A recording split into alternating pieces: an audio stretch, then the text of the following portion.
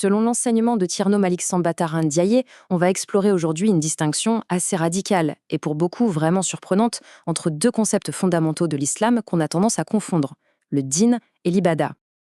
Alors, comment va-t-on s'y prendre? On va décortiquer ça en 5 étapes. On va commencer par une confusion assez courante, puis on plongera au cœur des mots et des textes du Coran pour arriver à une perspective, vous allez voir, complètement nouvelle sur notre réalité. Bon, alors, entrons dans le vif du sujet. Le point de départ de tout cet enseignement, c'est une confusion qui est en fait très, très répandue.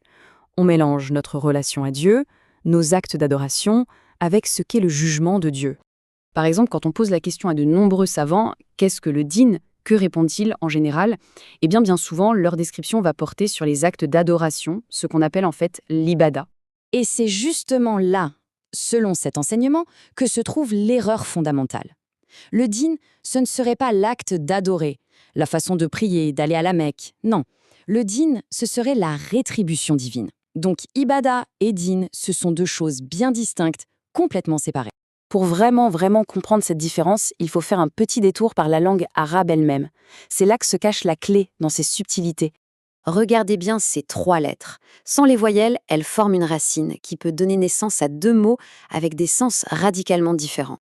D'un côté, avec une certaine vocalisation, on obtient dain, qui veut dire rétribution.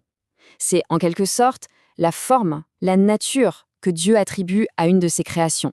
Et de l'autre, avec des voyelles différentes, on a denu, qui signifie dette ou crédit.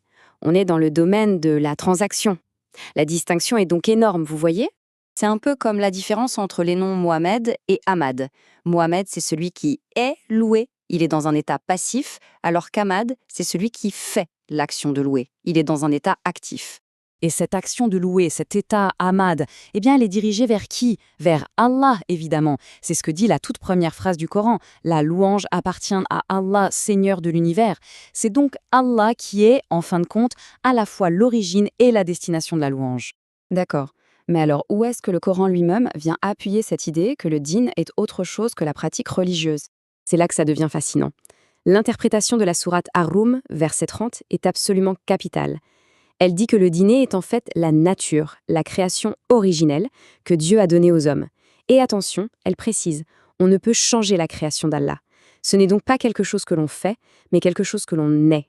Et d'autres versets, comme dans les sourates Al-Jafiya ou Al-Hijr, insistent sur l'acte de louer, l'acte d'adorer, ce qui le distingue bien de la nature reçue, le divine. Donc, pour résumer le point crucial, le Dien n'est pas une religion qu'on pratique, mais une création que l'on devient.